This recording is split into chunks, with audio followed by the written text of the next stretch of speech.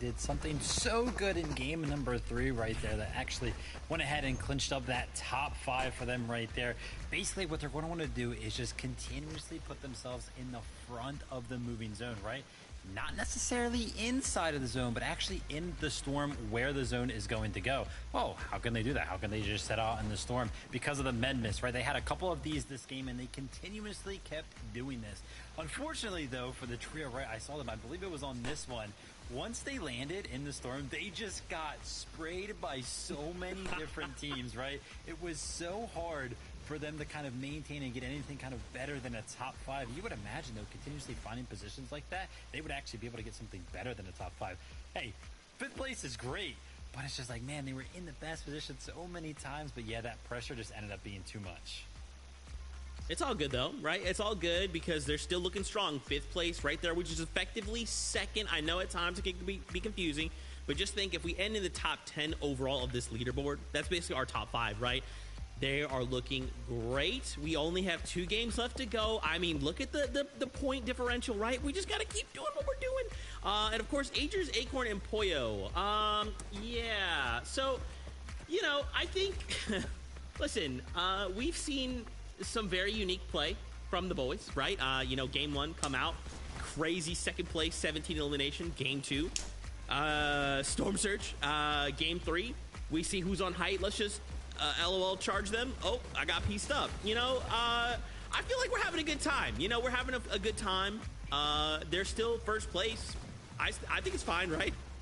Zeke, you know, it's Sunday, which is commonly laundry day, and these boys are washed right now. I think it's over for them. I don't think they're going to make it into the grand finals. No, obviously, they're having fun. I don't know. You can speculate all you want. I'm sure that there's a lot of people that are going to say that what I'm saying is you know, slanderous, but I think that they're kind of just testing the waters right now. They're kind of seeing what the rest of the competition is doing, and they already know that they're so high up the leaderboard that they don't really need to go for that victory royale.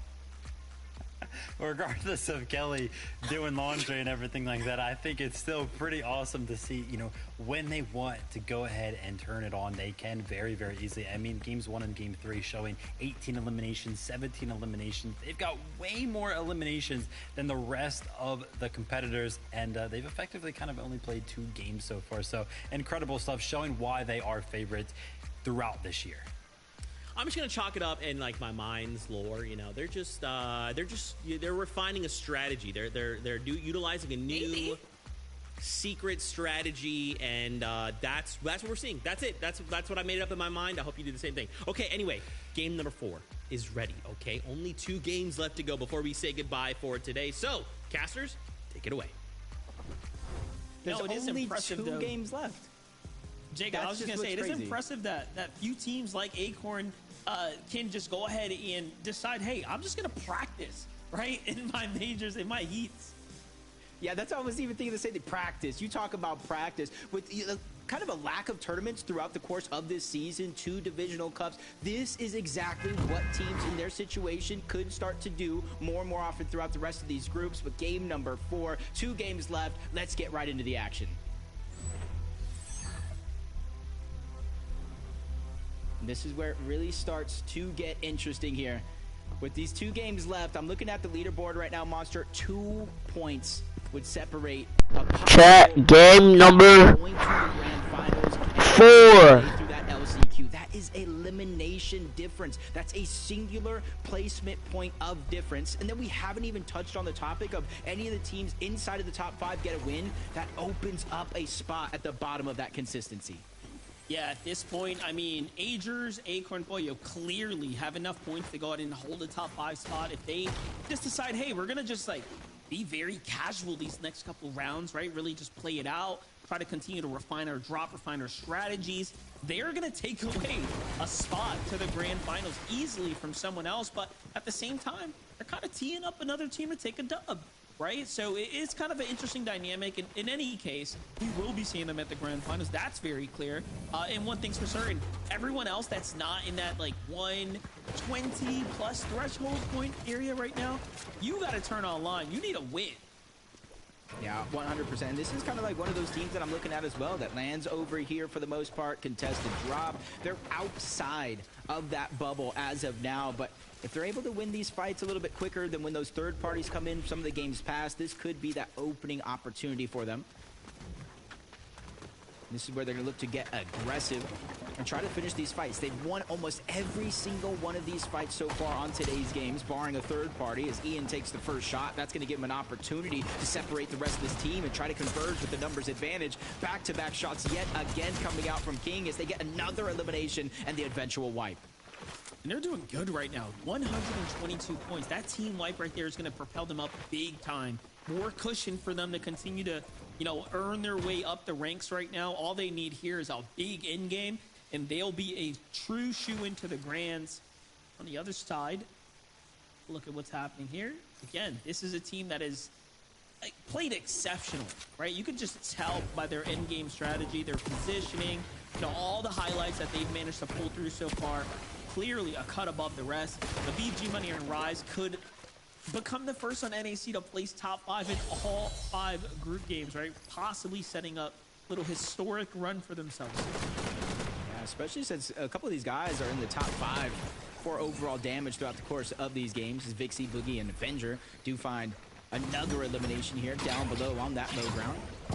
Full team up above on that mountain, and even on the inside, you see Cinnamod in there just trying to get whatever loot is left behind. You have to be careful. Boogie knows now that somebody's here, breaks that build. Cinnamod just revealed his positioning in a 2v1. You know they're going to push forward. You know they want to try to seal the deal here.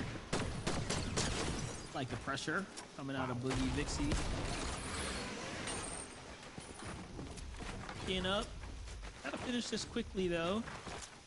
Too many teams like to lurk around these mountains here. Cinnamod, tag from behind. There it is. What just happened there? I'm sniping that one up.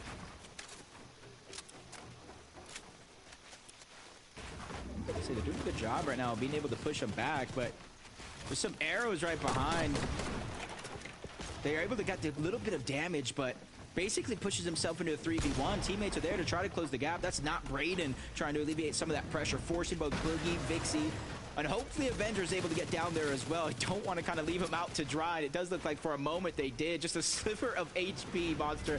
How mad would you be at your teammates? Not looking good, though. Take a look at the angle. The 116.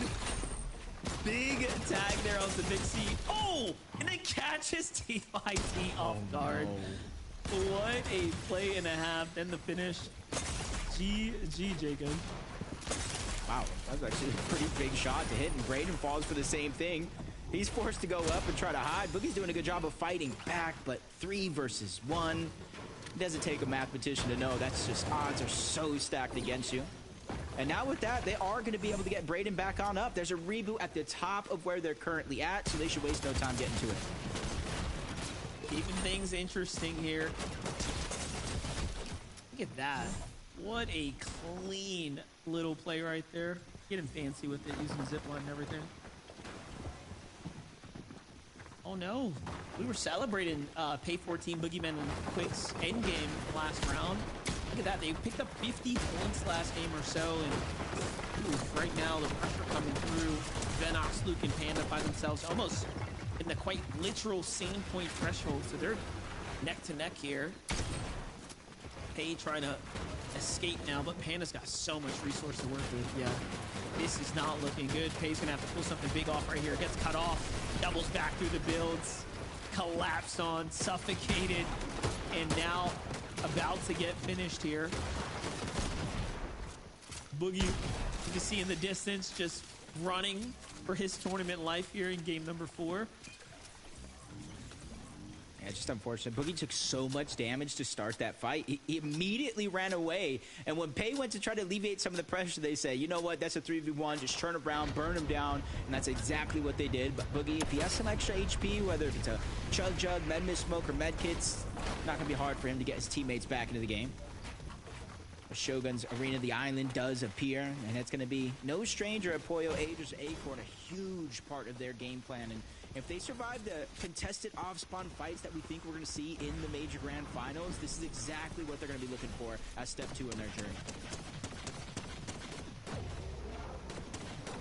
they're having no problems. I mean, like we said before, what they're looking to is the land of gold. Let's be honest, right? Even this major right here is a matter of, one might even say, ego and preparation, right? So everything that I'm seeing right now is clearly pointing to the bigger picture.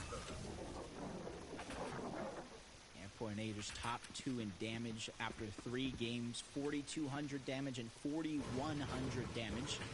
It's kind of neck and neck.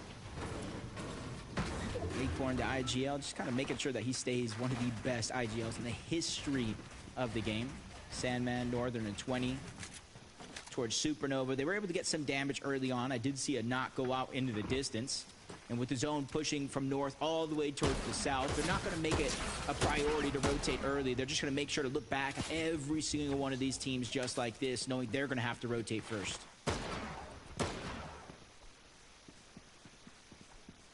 Quick update here. Larson by the TK, doubling back for an elimination now. They find just on the skirts of the zone. It's going to be 2 from whatever trio they were kind of engaged on.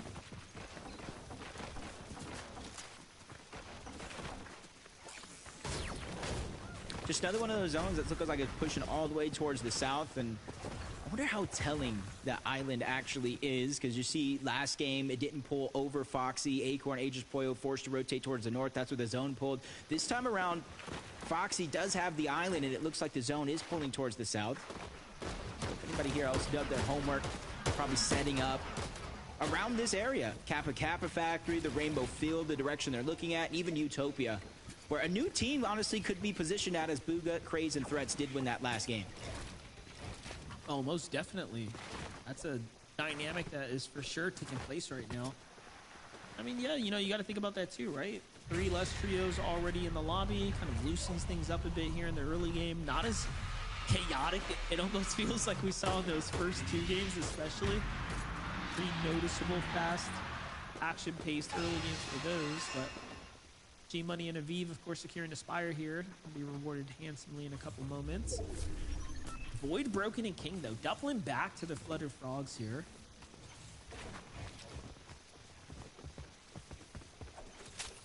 Rightfully so, they kind of won their contested fight. You see the 3 eliminations, just trying to make sure that they get every bit of resource out of there, because remember, because of these contested fights, they don't loot half of the POI themselves. They don't know what is left behind, so they're just trying to double check, make sure. You see a med kit up there. That one's definitely going to be useful, considering how deep into the zone they actually are. So are some of these other teams. Larson, Pilot, TK, they have 2 eliminations so far. And rotating away from Lone Wolf Flare. They're just trying to go towards the north, rotate towards the east, and then try to find a spot they feel comfortable in from there. Hey, oh, I was going to say, what kind of play is that? Taking the 1 med kit, but they're close to the edge. Bala should be picking up the misform there in a couple moments. Bit of a standoff there at the Shining Span. Ooh, tags from the side. Don't let your guard down. Even I'm scratching my head like, where did that even come from? Probably top of the bridge, in a cloud, maybe even the bush here from Madden. Just goes to show like how dangerous those DMRs are. And throughout the course of the game, if you have the options, maybe zone 7, 8, you typically drop it for a Spyro or a Spy Rifle or a Fury AR, so you can get that quick close range combat. But in the early game, you're seeing at least 2 DMRs, maybe 1 in every single one of these teams' loadout, because how important Storm Surge actually is. Jack Day and OG. I don't know how I feel about their overall performance so far. 69 points on the board here for them. Pretty tough game. Tight 2 games left ahead of them. Intiski and Woods, though, at the Utopia City. Once again into a lot of action here with Spear, Mav, and Polo. Oh, Polo. Burst of ball there. A bad edit. Catches him off guard. And actually more tags from the distance, too, so it seems to just be going downhill for them. This team's got to be careful. There's another team directly in Utopia. You see in the mini-map, both on top and bottom, potential teams as well. Luckily for them, they are kind of in the center of the zone, so unless they're forced to be proactive for Storm Surge, which chances are one of the teams probably might be, they really don't have to risk too much at this stage in the game. Everybody else, though, you see Void, Broken, King still rotating in from the north. There's one more team over from Pump Power. They might end up clashing, but that's where a lot of teams start to build up that metal material if they haven't had it already. Yeah, this team seems to be pretty capped off on most of their other mats at the moment. Yeah, the Broken catch visuals on Preston here does look like he knows they are there now, rotating out. Trying to make a dash here to see if he can get a couple tags. This is going to be a big opportunity for him. Preston's very lit. Couple headshots from this fire rifle. That'll be all she wrote here.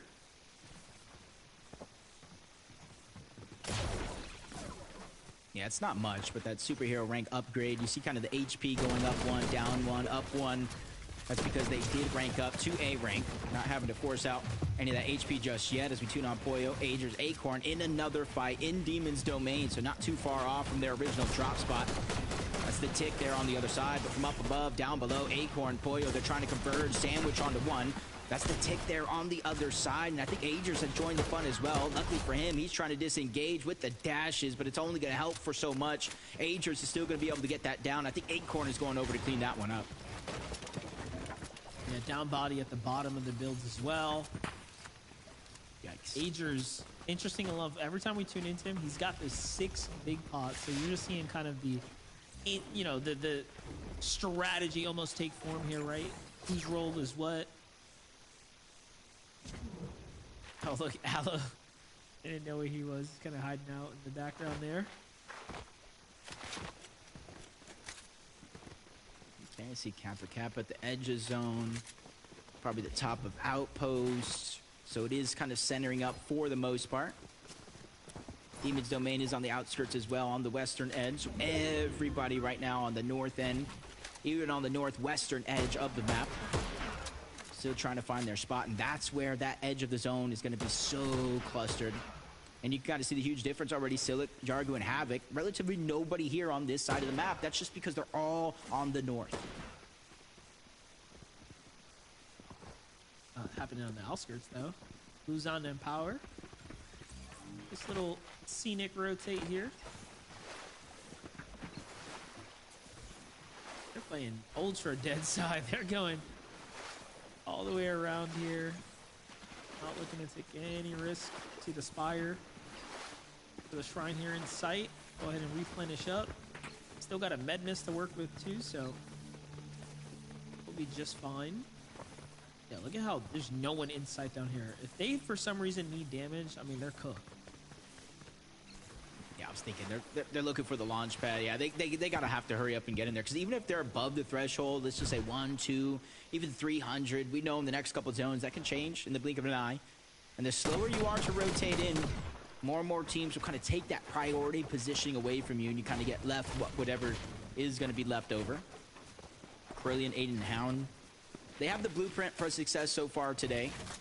Even though they haven't been able to execute and get that victory royale, they've gotten close, and if they could just figure out a way to mimic that, replicate some of that success here. Relatively good spot in towards zone as it does pull further and further towards the east, over towards Utopia City. They have the option to rotate early, get towards the zone, or wait and accumulate more surge as other teams have to rotate as well. You know, they may not have picked up a lot of eliminations, but the placement points are very much kind of shining through on the overall points here. Same for Mafia, Tex, and Hades. This game, actually, surprisingly, they don't have any early game elims. They have been one of the few teams that have been consistently battling off the drop. Team right on their heels, though. They might just be getting collapsed on here shortly. There's 2 angles at which this can all go down. Tex gets tagged from the west side here. The team behind him stops moving in their tracks. Like, wait a second, we don't want to get caught in between this canyon here. Let's pay for a team. I know we have the luxury of seeing it too. You see how many teams are on the edge that they're rotating towards as well. 82 below the damage threshold. So instead of focusing on just getting Storm Surge. They're going to try to get in towards the zone first, find a spot that they feel comfortable with, and that's where they're going to try to accumulate some damage, maybe even on this edge, knowing there is a team behind them, because that shots that we saw earlier on could be their opportunity. Might be the only safe one, at least. Pollo, Aegis, Acorn, they already have the medallion from the island, and they have Havoc down as well. Their destruction of group number 1 continues. Flexing at this point. 1,000 above here. None of the problems we saw in that game, too. Mafia hates the text, though. You just watched them rotate here. I like that lurking play they were trying to set up, but it seems like the team didn't end up tailing behind them. Fresh pickup, though. Oh, I don't think he saw Boogeyman there. Missed edit now. Kind of keeps him exposed. Team Flyers back, though. And there it is. They're pushing that solo that he saw. Yeah, I think they kind of saw him at the last second, but they really had no choice. They couldn't go for. Ooh, nice shot into the stairs from 50 or so to 181, plus the elimination on top of that. And for Teeks, Hades and Mafia, they started this game at 132 points, 3rd place on the consistency. They just need to continue to have the same type of games that they're having, or at the very worst, just not go down early outside of placements. For G-Money, Rise, and Aviv, 208 points, all but secured their spot as well over from the outpost. Things are looking good for a good portion of the lobby, but Naves, the Tick, and Aloe now have their backs up against the wall. Active Storm Surge, 180, dropped down to 73. They're connecting with shots, but not fast enough to alleviate any of that pressure. Every 7 seconds, 25 damage. And on the other side of these boxes, Monster, it's Agers, Acorn, and Pollo. So it's going to get harder for them if they're fighting it out as Pollo claims the first. Aloe fought so hard to save his team, pick them up, get them back in the game here, but 500 below the threshold there. I mean, there's only so much you can do, especially this late into the mid game now, as things are starting to really progress along. Pollo, Agers, and Acorn continuing to use these opportunities to just polish up and sharpen their steel. Look at that find right there. Plenty of material for the end game to come.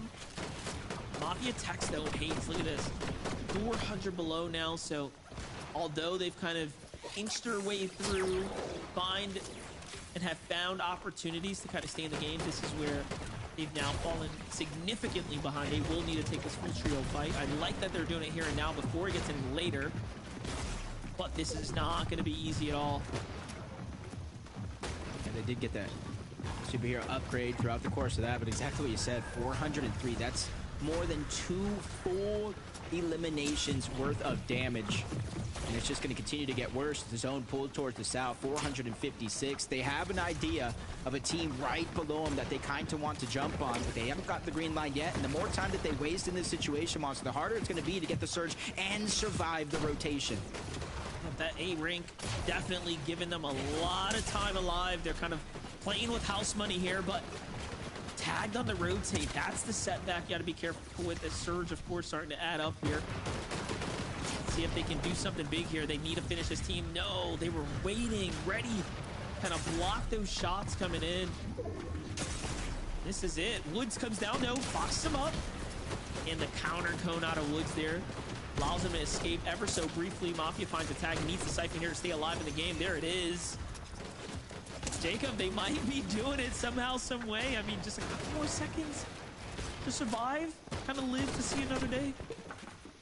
Just need Storm Surge to deactivate for a moment. Give them a chance to breathe and refocus their attention onto something else as Luke, Vinox, and Panda Season is just rotating away. That is their Storm Surge if they have any hope of getting it. And Hades goes down to Void outside of the Storm. Mafia's left by himself. 610 damage, and he's going to finally meet his maker here. But no, 3 HP and a dream. 23 seconds. Storm Surge will reactivate, Monster. Oh my gosh. There it is. The miss form. He was waiting for it to go there and cool down. No, tagged on the way, but hey, he earned, might have been a placement point, top 20 there, so wasn't for nothing, just battling through and through to the very end. Meanwhile, Aviv, Rise, and G-Money, they want this refresh here. They find Liam and Flo on the outside of the zone, the full finish, just collapsing on the teams. They get a big set of material there to go ahead and work with now.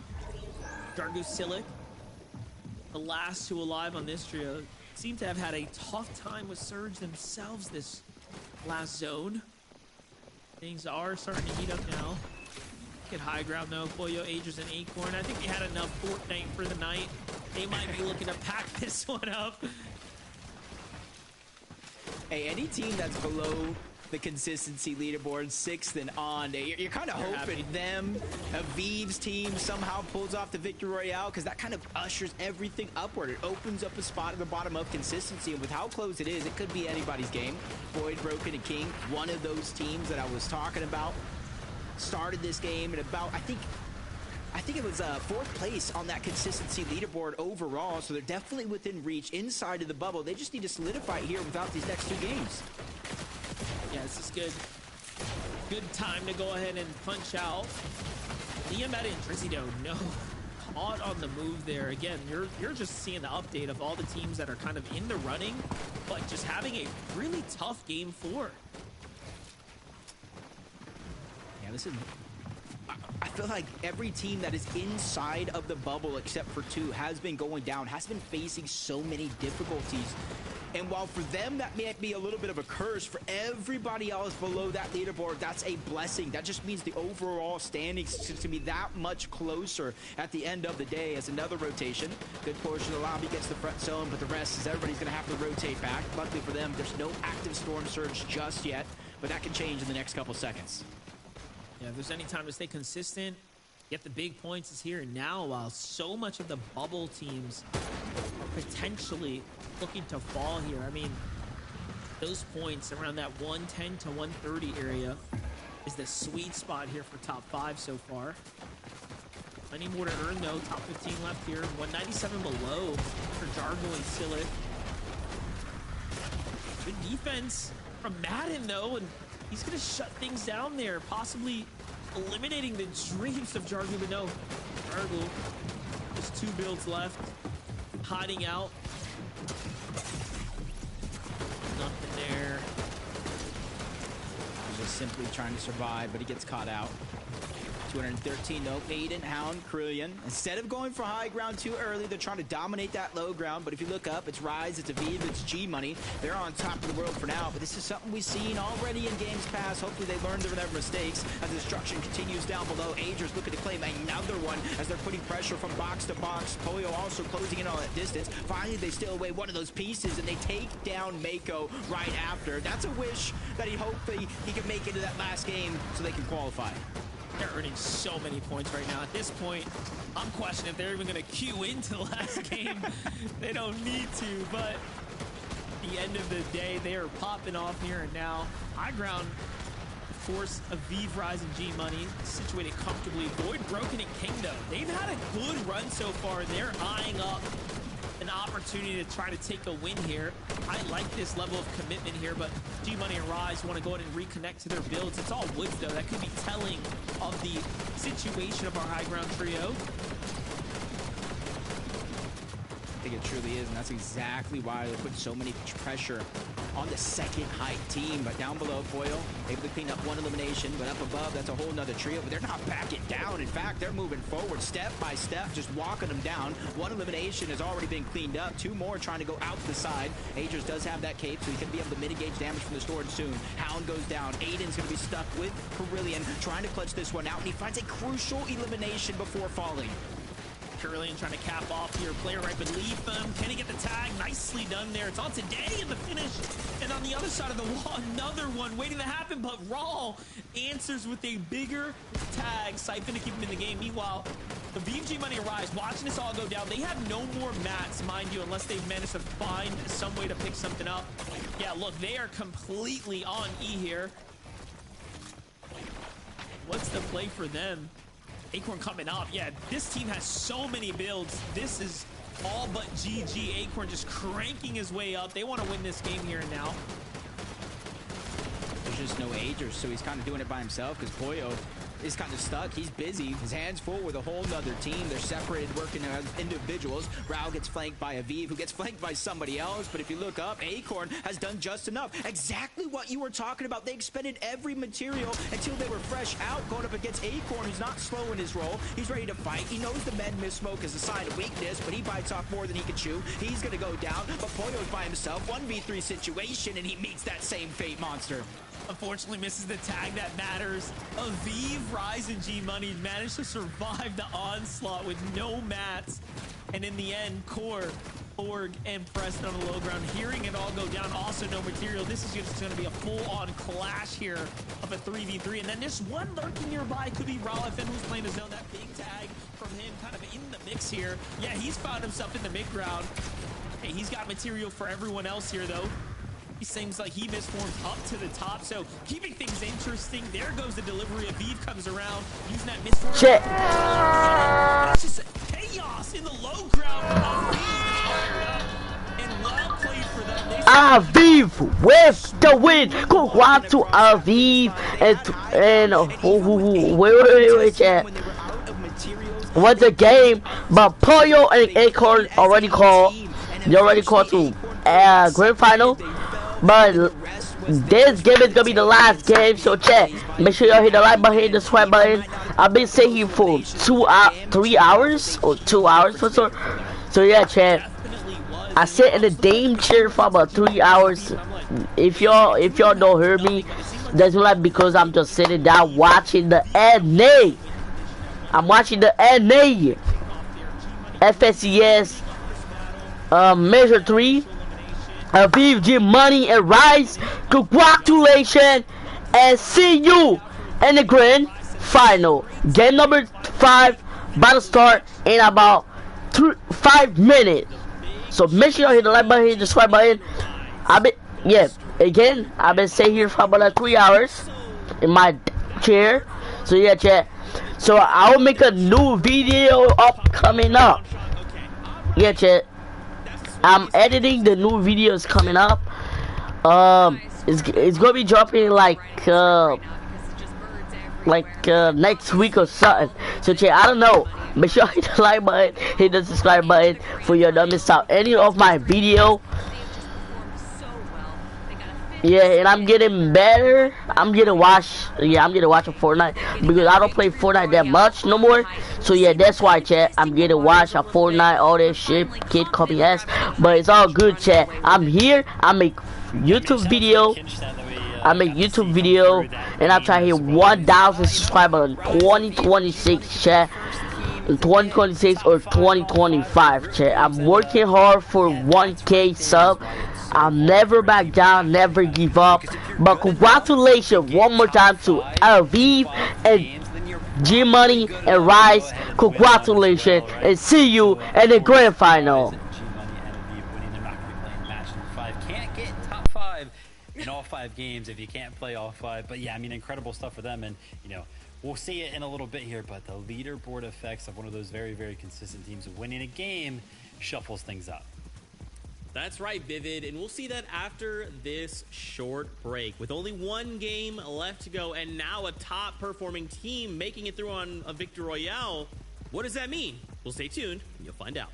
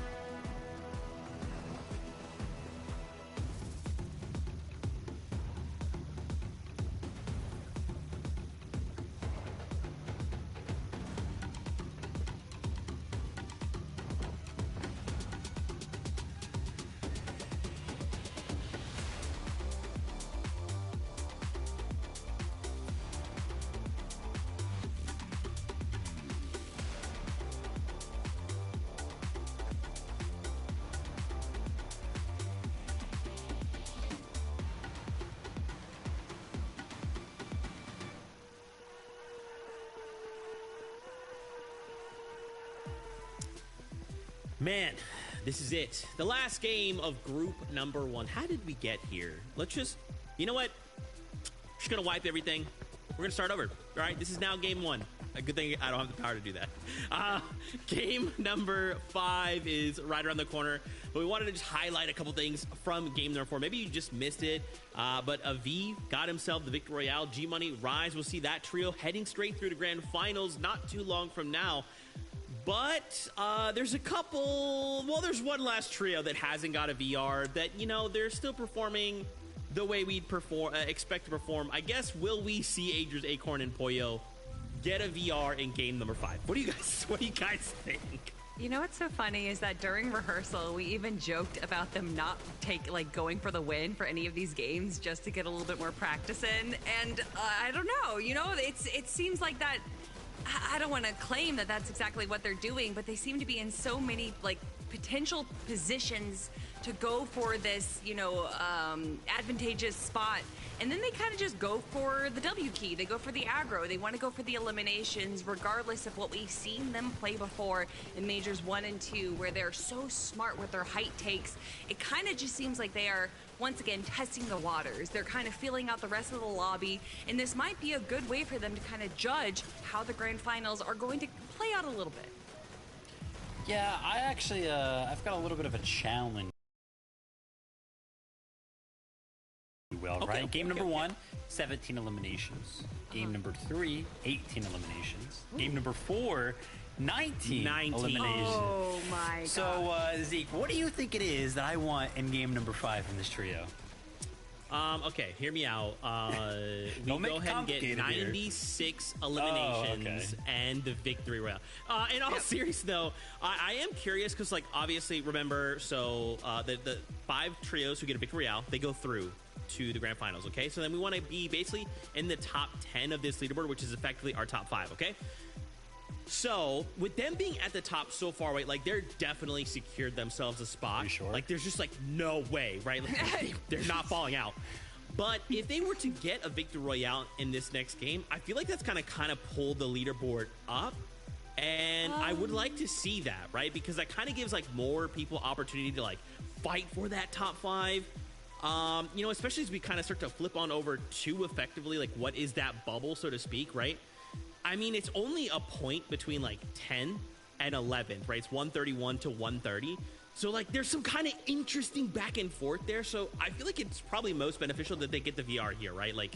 That would probably be the best for the lobby. I think honestly, regardless, they're going to win. So they either take that VR spot or they take that top 5 spot. I don't think that's actually going to affect the lobby too much more.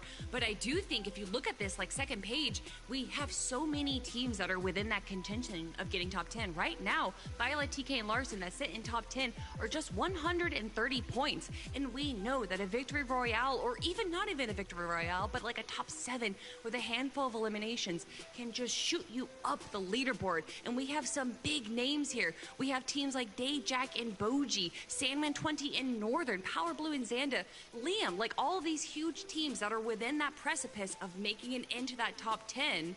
I don't think, honestly, that Agers, Acorn, and Pollo have any influence on what's going to go on. They're literally double of second place through placement right now. I think regardless of what they do, the rest of the lobby is just focusing on themselves.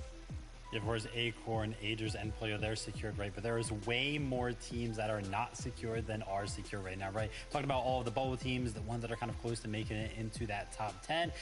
Well, this format's awesome because no matter where you stand on the leaderboard, you actually have a chance coming into this last game. You could be the last place on that leaderboard right now. As long as you win this last game, you can make it into finals, which I think makes it so awesome and makes game number 5 very scary.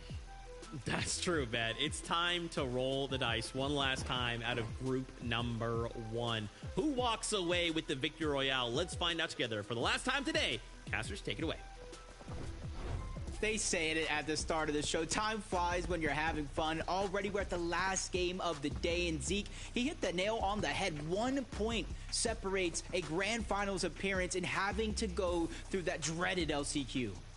Yeah, one might say that if Acorn, Agers, and Pollo honestly just stay consistent, it becomes a more competitive lobby. In theory, because they're just going to go ahead and snipe a spot and say, you know what, the 4 next best teams are going to be the ones to go ahead and step up. So at this point, we know they're a shoo-in, and you know, last game, a lot of teams came up short. Teams that could have honestly broke away with a hefty lead had a really tough game 4. So clearly, there's some lobby adjustment happening here, Jacob. Yeah, and if any of these teams in or outside of the bubble, if you're that close, go down early in this game, you're literally left watching and hoping and praying that that point threshold is enough. But game number 5 is here. Who goes to the grand finals? Let's find out. Been a great group 1 so far, but the last time we step onto this group's battle bus begins here and now. Game number 5 is kicking off, and you know, I couldn't be more excited to start gearing up for the future group stages. This one right here, definitely, I would say, not riddled with too many surprises. All the teams that have pulled through with Victory Royales were clearly some tier 1 trios kind of coming into the mix. And now that it comes down to the final wire, it really wouldn't surprise me if Boyo, Acorn, and Agers decide, hey, we're gonna have some more fun and secure a 2nd place for good measure. You know, looking at that drop map, we were talking all day long. The teams that win a game, that opens up their drop spot. Who's brave enough to go over there? Rise, G-Money, and Aviv just won from Outpost. We saw how much space and loot they were able to get, Monster. Not a single team moved over in that direction. So we're going to stay with contested fights off the drop, just like this one. Byla, Larson, and TK going at it yet again, but it's Polo that's able to get the first gun, trying to drop into the building. Byla takes a good amount of damage. His teammate is there with the twin fire shotgun. One's going to go down, but it's only going to be a trade, and TK gets the better end of that deal. And the siphon too. That was probably the most important part of that entire exchange right there. Spear has a shotgun. TK slips out the side, and Spear second guesses himself here and says, you know what, let's just get the pickup, save my teammate, and allows TK to kind of refresh and recoup himself here. I mean, TK's got a big decision. Jacob, what do you think he does in this situation? I feel like he just has to hide. He can't even necessarily disengage because we know how crowded the north side of the map is overall. So I feel like almost, if you hear this reboot going off, you might have to try to make a play, but it's a double reboot on top of that. So maybe TK is thinking, get these reboot cards, disengage, and hope for the best. Yeah, he's got to be quick, though. He's in the room where the cards are, but he had to break through the wall first. There goes the first one. Here they come now. He does have that extra build, but no, gets cut off there. And just like that, TK's run ends, and they did not earn any effective points this game. That'll be GG. Polo Spear and Mav get to honestly fight their way to Victory Royale at this point. That's just a heartbreaker. We were talking about on the bubble, in the bubble. They were the line. But you're seeing these contested fights throughout the day. Flooded Frogs. It does look like Void's able to get the first jump and the first wipe onto them. And a huge change-up, too, because they finished it rather quickly this game around versus some of the previous games that we've seen today. That's going to allow them to loot up the outskirts and all of this surrounding area from Flooded Frogs that they weren't able to do in previous games. Void Broken King. Big 3 elims. Saw the highlights. They're comfortably in the 170 range now. You know, they might have done enough to go ahead and also secure a seat on that battle bus to the grand finals.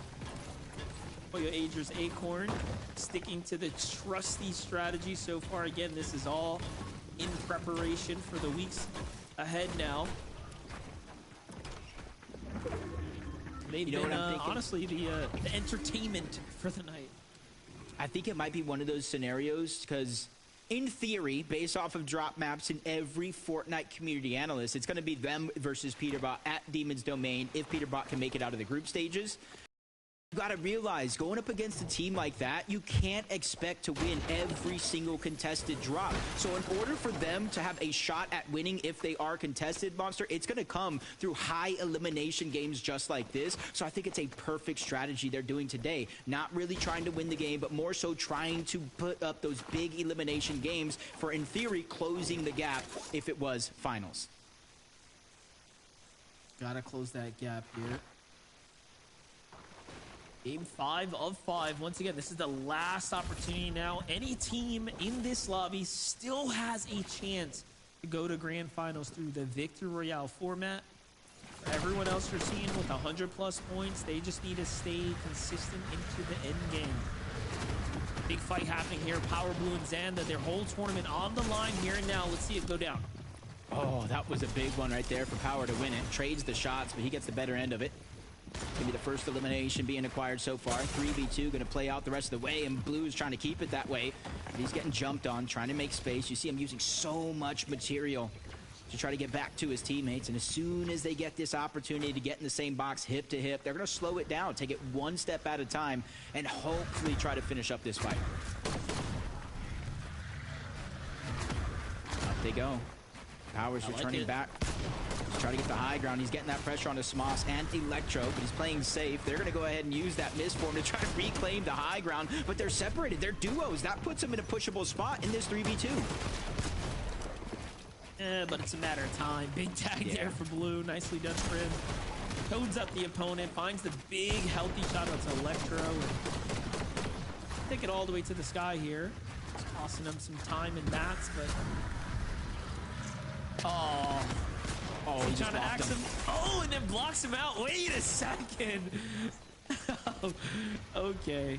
Keeping it interesting for us at this point. It almost looked like he was trying to body block him into the corner. Yeah, he was trolling. He was holding him right there. Then he backed up and blocked him. Not gonna lie, that was almost a super nasty clip, but he ends up being a one pump instead. And I feel like I didn't make too many predictions coming into this group stage, but I was like, Power, Blue, Xanda, they've been consistent, especially Power throughout these past couple seasons, making at least one of the major finals on 2 different rosters. So I kind of predicted them to make it. I didn't think it was going to be this close. Sandman 20 and Northern, another team I thought would find success here today, especially since they're uncontested at Supernova Academy, which most of the competitive community thinks of this as the #1 drop spot in the game. Outside of Demon Slayer. Look at this messy fight going down right here. 3v3, but teams kind of in the vicinity, listening, watching. Mako, Void, and Icy are at 90 points, so they really do have an opportunity, if you will, to make that top 5 still. They might be sitting deep in that second page, but they're not out the running just yet. Especially if, any of these teams at the top of the leaderboard open up a spot inside of the top 5, give them that much more of a chance. But I think they're looking about 50 points, so around maybe a top 5 or something, depending on how many eliminations they're able to accumulate as well. Xanda, Blue, Power, continuing to rotate, trying to find eliminations. It almost seems like this team is trying to take control over their own destiny by picking up these eliminations, trying to bypass some of these players in towards the zone so that way they can hold them out, rather than just kind of sitting in a surge tower and letting the game pass you by. I'm looking ready forward to the end game here. Xanda, Blue, and Power kind of set themselves up for all the damage they need.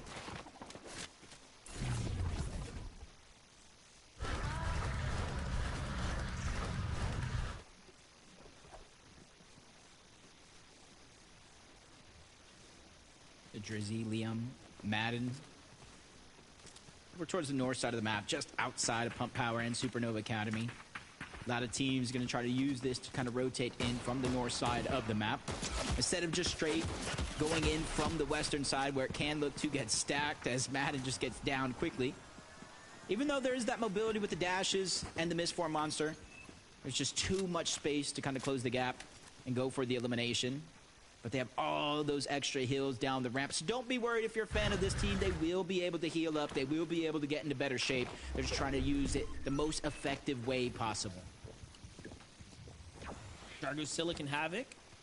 Opposite end of the story here. Just outside the Kappa Kappa factory. Zone kind of pulling towards this side. We're already into Zone 3 of the last game. You can see the lobby starting to cut down quickly here, but it will still come down to a very intense end game for all these trios as the pressure starts to set in. We started this journey at the beginning of today's show. We talked about over 60 players trying to fight for their first grand finals. Everyone who's kind of punched their way through essentially have been a part of these veteran teams. So there's a lot on the line here for many in the lobby still. including this team here. We talked about Hound and Aiden and their experience as a duo throughout the past couple of years in FNCS. You add Carillion into the roster. He's someone that does like to get aggressive. He can get a little PC. Just needs a little bit more of that experience under their belt. And right now, they're inside of that bubble at 141 points.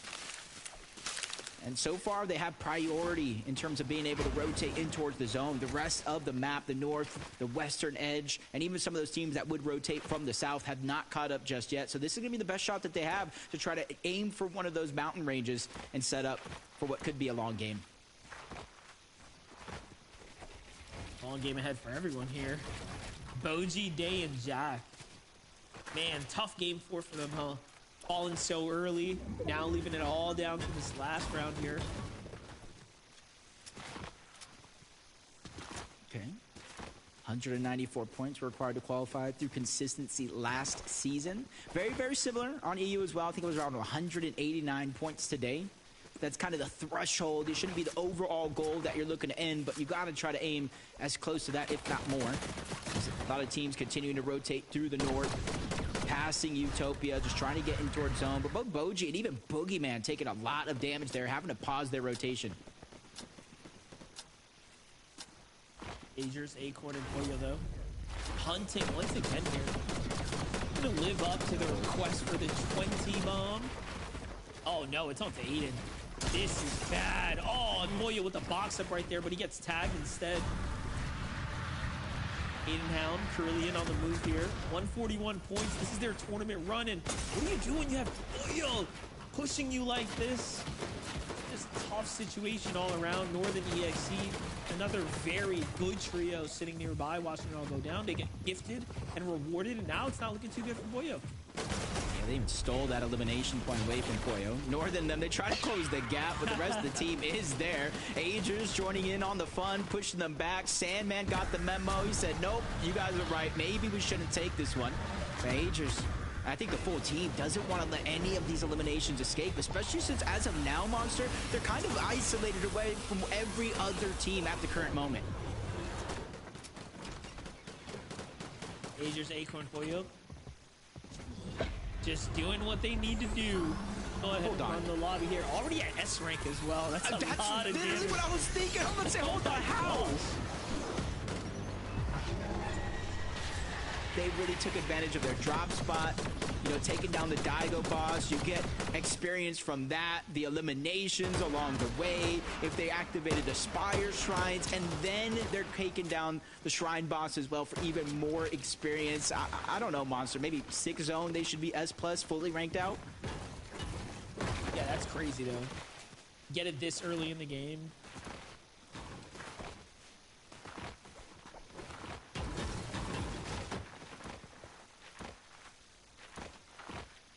Did see Avenger pick up an elimination throughout the course of the past couple of seconds. Vixie as well. That's going to be the cleanup on the Knave, so they're going to solidify that one. Broken, Void King, 176 points. For them, they essentially started in second place coming into this game on that consistency leaderboard, and they're at 176 points. So even though they're not in that point threshold, we're looking to kind of claim players and teams would be safe, but they are so close. A couple more eliminations, surviving, I think, maybe even just to the top 12. They don't need a massive game by any means, but they need a game that's just good enough to get across that hump. This is it right here for some. Luke, Panda, Venox have a team coming up quickly behind them. They're going to rotate out instead of taking any kind of friction here, any fight.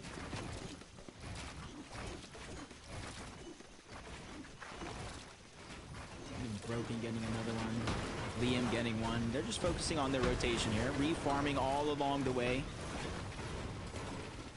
I think by now, a bunch of teams have realized the position that they're in. They played 4 straight games out. If they're not in the bubble yet, they realize not their entire FNCS by any means, because there still is the last chance qualifier, But the last chance qualifier is a very, very similar format, except no consistency. 3 games, win and you're in, and that's even if you make it to a finals lobby for your region's qualifier, because you still have to go through the open portion where there's Division 1, Division 2, and Division 3 all playing in the same tournament. Look at this. Little update for Hound and Kerillian. As we saw what happened, they got keyed just by Acorn, Aegis, and Pollo, and then again, Northern's team kind of came in, but they're coming back to kind of finish what they started. Remember, they also lost a teammate here too, right? So this is very interesting as far as the overall story is concerned, but no, trying to target the teammate out the sky, and they do get him. Oh, tough one to deal with here and now. Not even just a knock, it was the actual elimination. So they have to wait for the reboot van to recharge before they even make an attempt at it yet again. But Kerillian has different things in mind. He's just trying to create distance between him and that team, go deeper, maybe even towards Supernova Academy, and that's going to be the best chance to try to get the reboot. And if they upgraded enough, you can kind of see it in the mini-map as well, they do have those hero chests if they have the rank to access them, which will give them a good amount of loot, nice amount of heals to try to get back into the zone. Yeah, Northern and Sandman at that A rank have nothing to worry about here. That passive regen, obviously keeping them up, so definitely having a much better game of the two.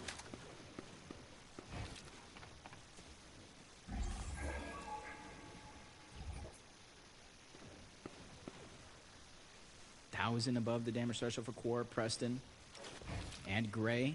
144 points. That's how they started this game inside of the bubble. And you're seeing 2 wildly different approaches from some of these teams. Others trying to close that point gap through getting eliminations. And then the rest of the teams are just trying to play that calm, cool, collected, fly under the radar, survive, let placement do its thing, and let those eliminations naturally present themselves throughout the course of the game. Pollo just getting aggressive from one team to another. He doesn't care who's in his line of sight. He just wants to fight him. That's Turbulence, that's T, that's Amen that are trying to disengage towards that low ground. But Pollo was just hot on their heels, following them every step of the way. Good push right here, and again, they're just so far ahead of the rest. They're ending tournament runs back to back at this rate. Then into the storm. Hunting down Turbulence, cut him off. Even with the misform, they try to cone him up there, but he manages to slip out. Pollo's on his heels, though. Reminder, there is a cooldown, so he cannot spam it. Dashes as well to cut this player off, and this is all she wrote. There goes the box up there. Comes Acorn here shortly.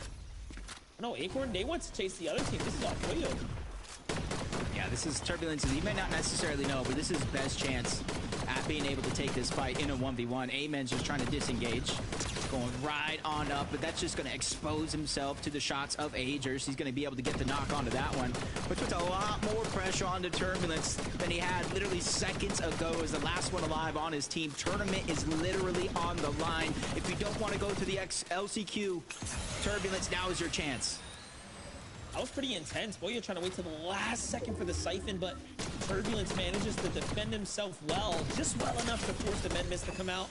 Aegis comes back to back him up, and I'm sure they're talking about that in comms. What all just happened there? How could you not get that finish? But it's all good. They live to see another day. There's the points. Racking up now for Void, Broken, and King. Saw the stat from before. 194 was that point area, the threshold you have to get to just last season. He's starting to close in. Honestly, at this point in the game, Monster, if I see that medallion on my mini-map, I am going the whole opposite direction. My tournament's on the line, especially for a team like this. Sandman, 20, and Northern. They're so close to Acorn, Agers, and Pollo. Kind of staggered out their rotation for a little bit. Let them disengage on out before they start to move forward. Even with another team there, at least it's not them. But this is Kerillian, Hound, and Aiden, who also need to have a certain performance here to lock in their spot for the grand finals, but they're only 86 above the damage threshold. That's not a full feeling of confidence by any means, especially since so many teams are now focusing in your direction. Basically calling it a firing squad, trying to get any bit of damage and hopefully a down. They need it. Look, Southern Pool now. Another big rotate for them. Dashes are going to go ahead and give them a chance to, you know, obviously make a big move here. Luckily, there's not too many teams kind of lurking about, so you might not even need to really depend on the dashes here. Sandman's team obviously got their pickup, so they're kind of back in the running here.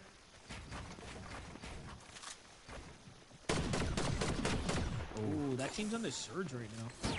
Yeah, Hound and them may not necessarily see it because you don't see the strikes that your opponents are getting Storm Surge, but you will hear the shield crack if you are close enough, which is a huge giveaway if nobody's kind of shooting in that direction of what they're going through at any given moment.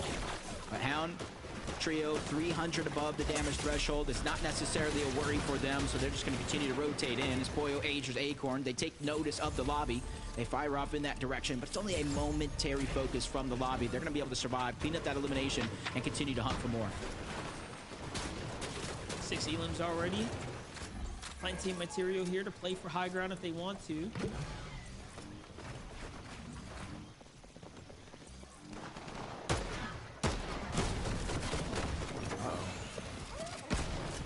Powers down. It's somebody else got knocked around here as well from a whole nother team. Bluin's on there trying to save the day. Hound's trying to get in with the dashes, and he does. Catches Blue off guard. Had him looking lost there for a moment. As Hound, Aiden Curly get very much needed damage, and even more so the eliminations for the resources. A pick-me-up opportunity as Void's trying to run away. He's got Agers, Pollo just hunting him down on the side from one team to the next. As soon as they see somebody move Monster, they are just W-keying their way in. That's how you gotta play it though. If you're Agers, Acorn, Pollo, I mean, they got nothing to lose, clearly. They've been packing up these lobbies left and right now, and they're just continuing to flex their way through the low ground. Again, this is, if anything, a showing of how they're trying to prepare for grand finals now. They could be playing for height if they wanted to, but kind of putting themselves in these more desperate situations now as a means to practice, it seems. Now, though, Agers low on mats here, forcing the split from the teammates. Sandman, 20, and Northern trying to battle their way out from the trenches as well. Top 17 here. Plenty of elims for them as well, but the mats so low here. They will need a refresh here. Nothing yet. This is the point in the game. Top 17 placement points have just started to accumulate, and it's going to cascade with every full team that does go down, making this one of the most important parts of the game for a team like Sandman 20 and Northern. They started this game, I believe, outside of that bubble, but since then, they're climbing their way in towards it, inside of the top 5. If not that victory royale in the final game of the day is going to be the goal for a lot of these teams. Hound, Carillion, Aiden. Step by step throughout the course, we've seen the below surge, and now they're 263 above the damage threshold with the single elimination, making sure to calculate every single one of their pushes. Who's next? Agers, Pollo, Acorn still hunting. Looking around, they find Boji. Uh-oh, not looking good for young Boji. He's out to the side though, he manages to escape. Quick dash, buying a little bit of time. Day there, chipping away from the Storm's edge. Meanwhile, Void, Broken, and King holding on to their tournament's kind of position, the front side rotate, get underneath the crevice. They're just waiting for the zone to go ahead and move. At this point, most players are just trying to avoid Pollo, Agers, and Acorn's aggression. Yeah, even if it means leaving your teammate out to dry, which we've seen a few times before. And already, Monster, we've seen a 2nd place, a 3rd place, a 5th place out of them, and they have their eyes in the clouds. It almost looks like they're going for a high ground. Maybe we can get there first. I know other players in the lobby are hoping for it as well. Sandman, 20, and Northern find another elimination onto Minty. 830 damage above the threshold. They're trying to walk their way across that finish line, but it just got harder for Broken and King. Void goes down. They're inside the bubble for now, but how long can they hold on to it? I mean, you stay walk, it seems like they're trying to crawl their way there. They have no mats to work with. Plenty of elims, though they've earned so much, but it is so desperate of a situation to be in when you don't have mats to work with, and that's why Northern falls there. 20 now. All up to him. Pressure's on him to go ahead and perform here. 10 elims, finds Hound, trying to look for revenge here and now. Gonna block this out. 2 players are there waiting. Doesn't even close Zeta from behind. This is just a lot to deal with here. Another team above him as well. From Hound's perspective and Carillion, though, they're in the same boat. Only 162 points. not much you can do here. Shots coming in from the side. Those wood walls fall too fast. Kerillian living off the siphon here. Finds a surf cube. I mean, you might as well pull it out. What can you do here? Boji behind in the storm. Nice knock. Has to get the finish. Crawls behind the wall. Oh, denied in the end. The siphon that would have kept them in the game.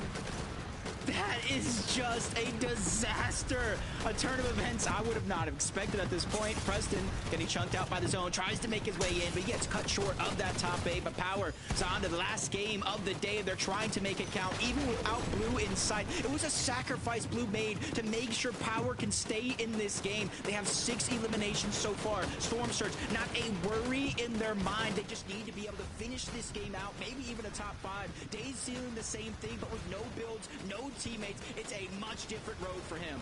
Oh, but he's got 2 med kits. Okay, he's got plays that other teams don't have the luxury for, but no. A shot comes in, gets his med kit, buys himself a little second, finds Boyo on the side there. Yeah, don't want to deal with that one at all, but the clock is ticking. Chung Jung in front of him. Player as well. No, couldn't get the siphon, denied in the final moments there, and that might just be enough to end his run now. Power, Blue, and Zonda still earning points here. They're one of the few teams breaking away with the top 5 lead here, but I do think they need a little bit more. Who could be clutching up the moments? Nope. Zonda ends that one as well, and Jacob, we're seeing a run for Zonda, Blue, and Power that's going to send them the grands here. You said a little bit more. How's that for you, Monster? But Broken and King go down. Hopefully their points are going to be enough. Poyo, Agers, Acorn, they're on the high ground. They have more than enough eliminations. They already have their spot secured, but it's all about a victory lap. As Power and Zonda, they're feeling the pressure down below. There's only one more team left alive in this game, and it's a full duo that's trying to hide underneath. But Zonda finds him. That Boogie who gets found out. Another elimination, and a crucial one at that, but Zonda's going to fall. Avenger is trying to get revenge for his teammate going down, but they're all going to fall. Poyo, Acorn, and Agers, a 3v2 situation. The misform, they're trying to go up. They're trying to steal away the high ground. Avengers being a distraction down below. He takes a massive shot before finally being dropped down by Agers. 3v1 situation. Second place has been achieved by Vixie, but Poyo, Agers, and Acorn have done it. They have won the game and advanced to the grand finals and opened up a spot at the bottom of the leaderboard. It's too easy for them at this point. They were really determining the pace of that last game. And you know what? They did the lobby a favor. They said, hey guys, we're going to go ahead and win this one. We'll leave it to the overall points. So if you're everyone else in the lobby, I mean, you're still hopeful. You're hopeful because a spot just kind of opened up itself on the overall consistency standing. We'll just have to see in a couple moments, but Agers, Poyo, and Acorn, they do it once again, Jacob, in spectacular fashion. They really have been one of the more standout teams here for this group stage, and for good reason. Yeah, they just proved, we can have these big elimination games time and time again. Vivid set a 17, an 18, a 19. They fall short of the 20 mark, but they got the victory royale. And this is a team, as we continue the story of their journey, will have to do just this if they are going to be contested at Demon's Domain. Yeah, just a highlight reel for them. And again, a lot of practice coming out of that Demon's Domain drop for them, staying true to their, of course, strategy here. Agers, Acorn, and Poyo, I mean, we had no doubts. We knew they were going to win a game. It was just a matter of when, and they were the ones who determined that, Jacob. Yeah, and it's kind of interesting story. I'm looking at the leaderboard before the game started. It was 1 point differential between making that grand finals and going to the LCQ, Monster. And I'm almost just right now trying to figure out what happened. A bunch of teams inside of the bubble went down early. Others pulled off a big game. But that's going to do it for myself and Monster D-Face for Group 1. We'll see you guys next week. But Zeke, Kelly, and Vivid, who is going to finals? I'll tell you in just a moment, Jacob. First, a moment of silence, seeing as Agers, Acorn, Poyo, they did not get Vivid his 20 elimination victory royale, which would have just been a really nice way to round. No, obviously it would have been cool because the stats would have been a nice looking stats for that. But for this trio, I mean, guys, we kind of joked about it and have been joking about it all day. It's kind of like they're playing with their food like a little bit, right? Like how many games, even going to that last game, like what it was like some crazy amount of points. We're like, okay, yeah, they're in, might as well just get that VR in the last game to really just show like, hey guys, we were in control the whole time. And again, in my head canon, it's just that they're practicing, right, Kelly? That's all this is. It's just extra practice time. Zeke, I figured out what it was. So Okay. they want to be on the top of the leaderboard, right? But when you win the first game, you're in 5th place on the leaderboard. So by playing all 5 games and then getting the victory royale, they are going to be first place out of group number 1. So I think that's the strategy they're going with, Vivid. What do you think? I mean, I don't know. Whatever it is, I think at the end of the day, the only thing I'm really taking away from this is that today as a whole, all 5 of these games, I mean, game number 2, whatever, we won't really count that one. It was just like a statement, right? Like they kind of came in today, kind of proved like, hey, listen, we're a really good trio this season. And I mean, wow, the performance that they kind of put on, obviously we can't watch them throughout all like 25, 26 minutes of the game. But every single time we kind of tune in, it seemed like there was some sort of highlight going on. Just an incredible trio. 74 eliminations. 74 eliminations, guys. Like, No. just More than double of the next team. Like it's ridiculous. Congratulations to the trio. Obviously, now I'm sure they're just thinking about one thing. Peterbot on the other end. Are we going to look to contest them? Are we going to look to try and fight them like we're already qualified to globals? Do we just send it? I am not shocked or surprised. I don't think you should be either as a viewer, right? I mean, they get the last victory. They have a ton of elims and points. Wow. Let's remind ourselves, though. Maybe you tuned in and you missed most of the games or a couple of the games. Here are the trios that won throughout the games. And remember, if they got themselves a victory out, that's it. They were done playing in that moment. And then the next time we would see them is Grand Finals. So that meant there was a lot of room for other trios to try and maybe this POI opened up, or maybe these guys were contesting us. They won. Now, now we adapt to the situation. So a lot of these names, I'm not surprised to see, right? These were kind of some of the names we were highlighting throughout the top of the show and even just seeing time and time again in these end games, right, Kelly?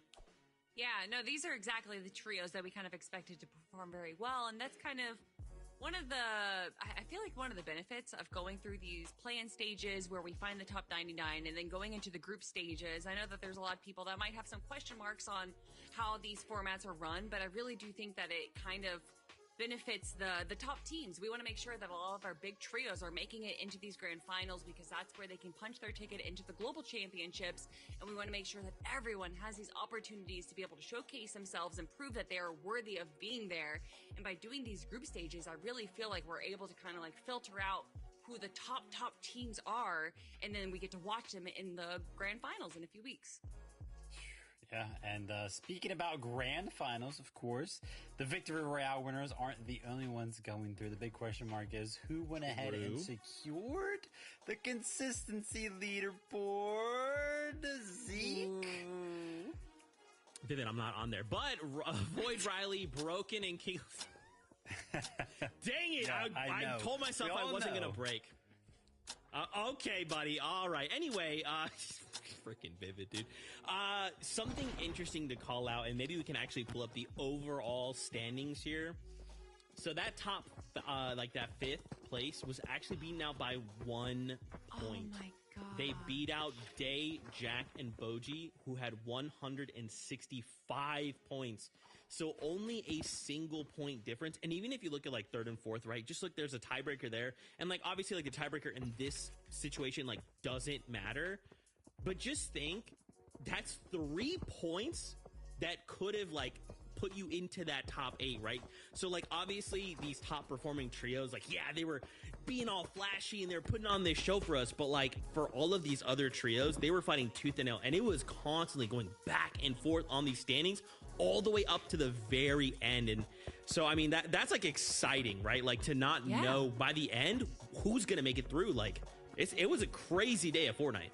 I mean, even going all the way down to 17th place with Crackley's team, where they were just, 35 plus points away from reaching that, just shows that's a handful of eliminations and not even a top 5 performance. It shows how competitive the North American region is, just how close this competition can be. And I mean, we still have 2 more group stages to go, Vivid. Is this going to be the same story for them where these kind of big teams are going to just fall just so short?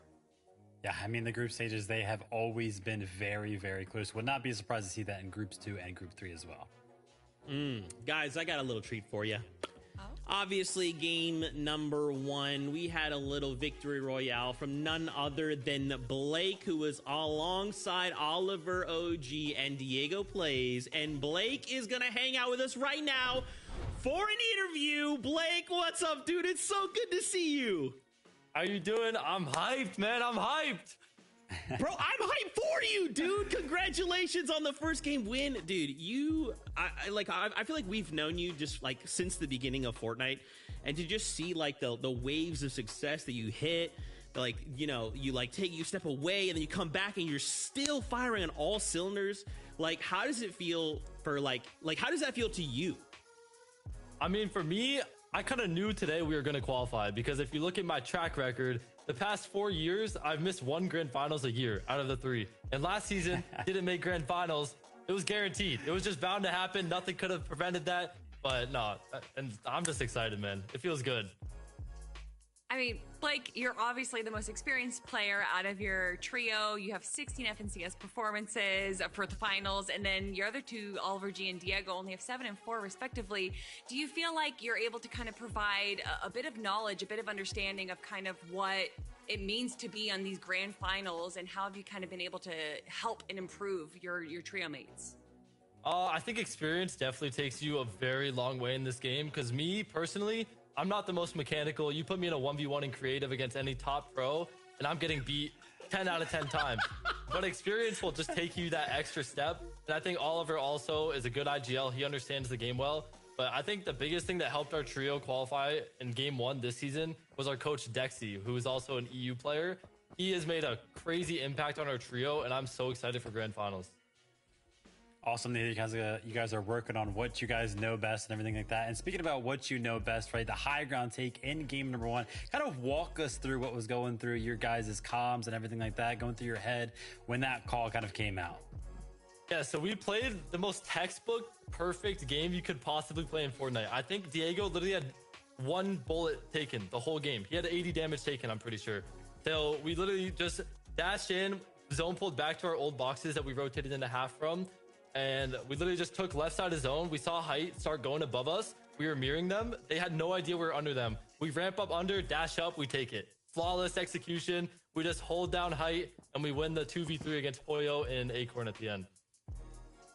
Dude, that was so sick. And then like hearing like you kind of walk us through it is like, it's just so awesome. I definitely have to like play this back and then watch like that at like the bit at the end game. So sick. Brother, man, so like now you're looking toward the grand finals, right? So can you maybe give us a little bit of an insight of like what that looks like? Because like obviously we talked to like a lot of pros and they can say like, yeah, you know, we're kind of working on some secret stuff, and like I don't want you to spill the secrets, but you know, as a player, what does that preparation actually look like? Yeah, so all season, like the past month and a half probably, me and my trio have been playing 3 sessions of scrims a day. So each session is 3 games, which is like 9 games of scrims a day, and that's fully locked in, try-harding, trying new strats, trying all that. So now that we qualified early, next heats aren't until next weekend. We have 2 full weeks to just practice everything, perfect our job spot, perfect our game plan, and I think we're going to be looking really well, and I think we could even see if we qualify for the Global Championship.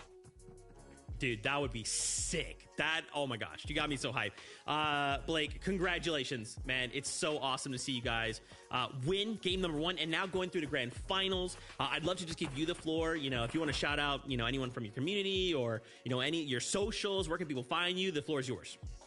Yeah, so I actually stream every tournament, twitch.tv/Blake. Shout out my chat, my community. They're amazing. They support me through everything. And shout out my trio mates, Oliver and Diego, and our coach, Dexy. That's right, Blake. Thank you so much, man. Can't wait to see you in a few weeks in grand finals, and we can't wait to see what you prepared and how hard you guys work and all the strategies that you refined. Best of luck, man. Thank you. Oh, Blake. What a good one. He's a good one. I love Blake. He's awesome. He's so great, right? He's just like, he's just so great. And I love just getting that insight, right? Like what that preparation actually looks like for like players. Cause like I think that's like my favorite part is like, obviously, you know, like as spectators, we have like, we can see like the whole picture, but as like a player in those moments, like we don't know what Blake's thinking or doing or what their comms are like. We're just seeing like their perspective through like a replay, right? So to kind of hear him talk through those strategies and like how they're looking forward, I just love that stuff. Anyway, guys, sorry, I'm just like excited, as you can tell. That wraps up group number 1, which is really sad because that means the next time we'll see you guys is next weekend. Before we go though, I wanted to get your guys' closing thoughts on group number 1. What were your thoughts? Very exciting, great story writing from Pollo and crew. I thought that it really actually honestly tantalized the anticipation that I have for grand finals. There's such a good story being built between the Pollo versus Peterbot. Is Clix gonna get his first win? And I feel like group 1 just kind of slowly eased into that storyline. Yeah, I mean, it brought us right back into the FNCS atmosphere in good fashion, right? Couple month break, and we come back and we get to watch Group 1 pop off, right? Kelly already mentioned it, some of the storylines after game number 2, some of our top trios not even being anywhere close to top 10 and then clutching up with a game win, that being Bugha, Threats, and Craze. Just all around storylines were flowing, and it has me excited for next weekend. Man, Fortnite fam, we're going to be eating good. Of course, can't forget, this is it. Major number 3, the last chance to try and qualify to the global championships. Woo! My stress levels are back. Welcome back. Guys, until then, don't forget, next weekend before us is EU. So if you're liking what you're seeing, check them out. They've got their own group 2. We'll have our group 2. We'll kind of see how things shake out. But until then, we hope you have a fantastic week. As always, we love you. Keep yourself safe. And we'll see you on that battle bus. Beep, beep.